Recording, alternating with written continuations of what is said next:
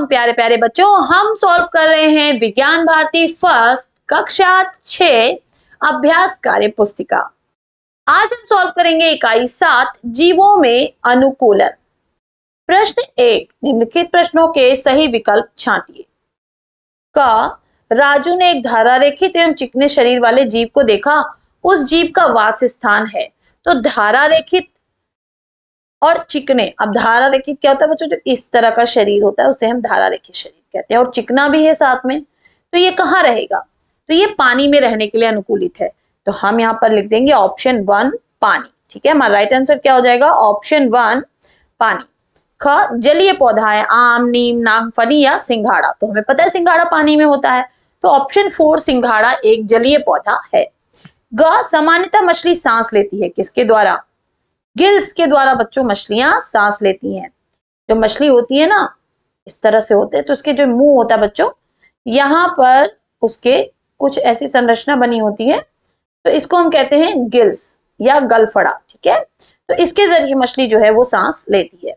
घ, मेढक रहता है जल में, स्थल में, वायु में, जल और स्थल दोनों में। तो ऑप्शन 4 सही हो जाएगा, जल और स्थल दोनों में।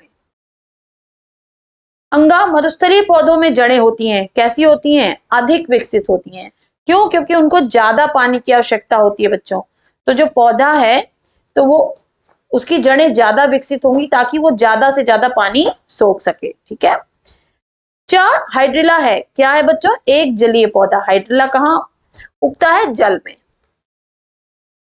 प्रश्न 2, रिक्त स्थानों की पूर्ति कीजिए। का, मछली जल में घुली ऑक्सीजन को डैश के द्वारा ग्रहण करती है, किसके द्वारा, गिल्स या गलफड़ों के द्वारा।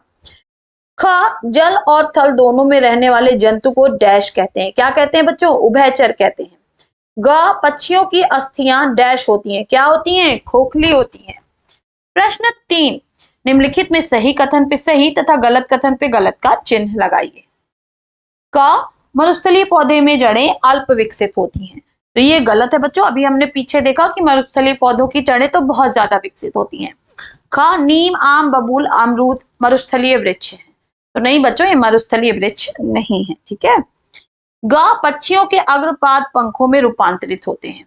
तो बिल्कुल सही है कि जो पक्षियों के अगले पैर होते हैं वो पंख बन जाते हैं, तो हम यहाँ पे लिखेंगे सही। ठीक है। घ, जलीय पौधे हल्के व स्पॉन्जी होते हैं। तो बिल्कुल सही है, हल्के होते हैं और स्पॉन्जी होते हैं ताकि वो पानी में तैर सकें। अंग, मरुस्थलीय पौधों की पत्तियां मांसल व कांटों के रूप में पाई जाती हैं। बिल्कुल सही है बच्चों, हमने देखा है कि नागफनी में जो है तना जो है वो मांसल हो जाता है और पत्तियां क्या हो जाती हैं, जो है वो कांटों के रूप में परिवर्तित हो जाती हैं। प्रश्न 4, स्तंभ क तथा स्तंभ ख को सुमेलित कीजिए। मछली क्या है, गिल्स के जरिए सांस लेती है। जलकुंभी एक जलीय पौधा है। ठीक है।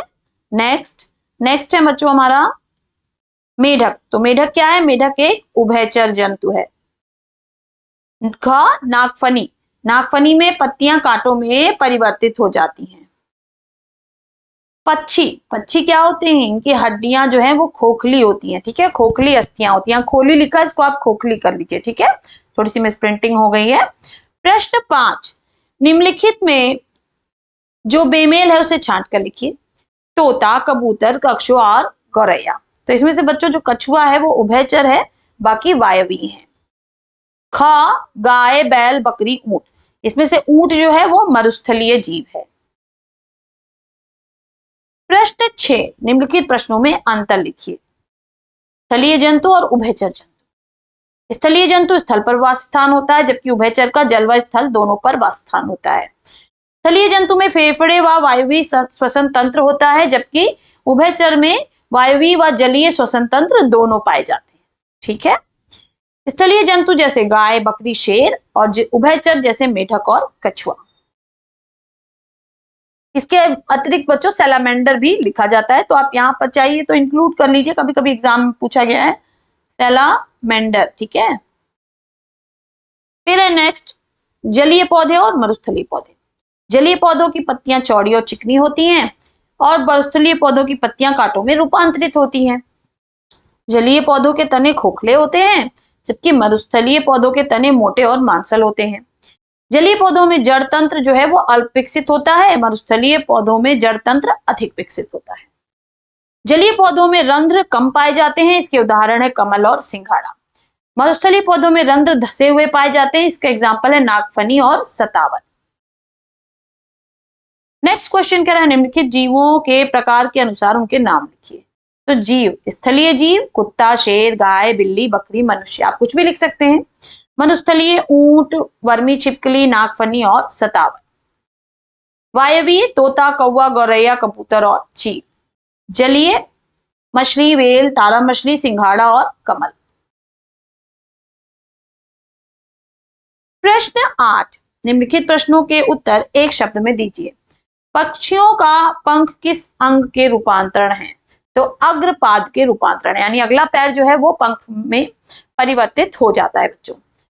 ख, ऊंट किस प्रकार के वातावरण में रहता है? तो ये मरुस्थलीय वातावरण में रहता है। ग, ऐसे दो पौधों के नाम लिखिए जो पानी में उगते हैं और भोजन के रूप में खाए जाते हैं। तो कमल और सिंघाड़ा। घ, उड़ने वाले कीटों में कितने जोड़ी पंख होते हैं? तो उड़ने वाले कीटों में 2 जोड़ी पंख होते हैं। प्रश्न 9, वायवीय जंतुओं में अनुकूलन को उदाहरण सहित संक्षेप में।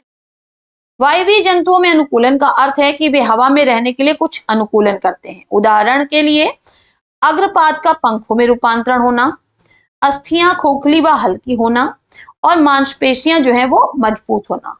तो इस तरह से बच्चों आप शॉर्ट में लिख सकते हैं। आप चाहिए तो इसी आंसर को बहुत बड़ा भी लिख सकते हैं, ठीक है।